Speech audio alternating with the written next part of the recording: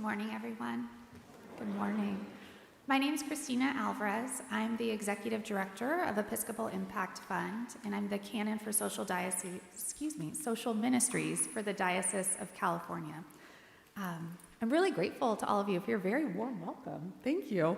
And happy Father's Day to everyone who is celebrating, who is here today. So this morning's gospel asks something difficult of us. Jesus tells the 12 disciples that even our closest relationships, father and son, mother and daughter, can come into tension when we try to follow him fully. In Matthew 10, I think Jesus is gently naming something true about how we love. Most of us, quite naturally, organize our care in circles. When we look to extend care, we may first look to our family, to our children, to our parents, to our closest friends. And only once their needs are met do we think about what else we might have left to offer everyone else. And it's not like there's anything wrong with extending care to those who are our closest loved ones. But Jesus seems to be inviting us to let that circle widen, to let our love of him and through him, our love of neighbor, take a place close to the center of our circle too. Not instead of our families, of course, but alongside them, so that our love doesn't stay closed in on itself. There's an old image from the Hebrew scriptures that I think gets at exactly what Jesus is asking for here. Bringing the first fruits of the harvest, not whatever is left once the household's needs are met, but the first and best portion, and offering it before anything else is set aside. I believe Jesus is asking his disciples and us to love the same way, first fruits, not leftovers, to care for our neighbor, the stranger, the family experiencing poverty, the person 2 towns over who we're never ever going to meet, with the same urgency and priority that we give our own household, rather than waiting to see what's left over once our own circle is satisfied. And that message, I believe, is reflective of the spirit behind the work that we do at Episcopal Impact Fund. Our Episcopal tradition teaches us that faith is not a private experience. It's a public witness. It's about showing up visibly for the people Jesus showed up for, those who are poor, who are sick, who are pushed to the margins. And that is at the heart of our calling today. Episcopal Impact Fund helps the church live more fully into that calling. We work across the Bay Area to address poverty at both the personal and systemic levels. We invest in trusted nonprofit partners who are strengthening families, supporting youth and young adults, and expanding access to safe and stable housing. We're a grant maker who focuses on housing security, poverty relief, advocacy, and affordable housing development, because we know that that form of housing stability is the foundation upon which hope is built.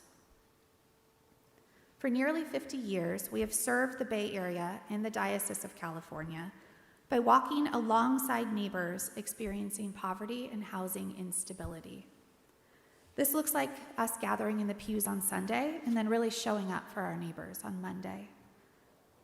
We strive to practice trust-based philanthropy.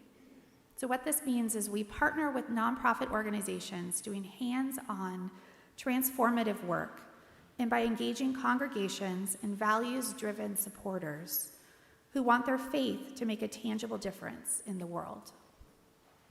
Through volunteering and advocacy, we invite congregations like St. Mark's to join us, not just as donors, but as companions in this shared work of justice and love. This year's been especially challenging for many of our nonprofit partners. Increased financial strain, uncertainty in public funding, and the rising demand for services have made already vulnerable communities even more at risk. And yet when we do the real work of community and of being in relationship with each other, We build resilience to face these challenges. We come together in hope and in faith. That same spirit's alive here at St. Mark's. Over the past 4 years, we've been very grateful to support St. Mark's social ministries, in particularly your work with Reverend Liz and with Carla, with the Correctional Institutions Chaplaincy. And we've been very grateful to be able to support it with $20,000 in grant funding. This program's exactly the kind of ministry we're proud to stand behind. One that responds to a real need in the community, is deeply personal and relational, and is grounded in dignity and respect. It's holy work. Jesus reminds us in this morning's gospel that not even a sparrow falls to the ground unnoticed, that every hair on our heads is numbered.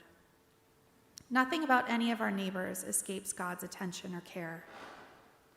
This room holds an abundance of resources, wisdom, and compassion, and our calling is clear: to bring what we have, to bring our first fruits forward, so that others may live with stability, dignity, and possibility. My invitation to you today is simple. Continue supporting ministries like Correctional Institutions Chaplaincies here at St. Mark's that bring you into real relationship with your neighbors. Consider other ways you might partner more deeply with us at Episcopal Impact Fund through prayers, generosity, your presence. When we align our resources with our values, we become part of something larger than ourselves. And that is what it looks like to give from our first fruits rather than our leftovers. To let our love for Christ reorder our love for neighbor until the household we are caring for is wide enough to hold the whole Bay Area. Thank you for your faith, your partnership, and your witness. Thanks be to God.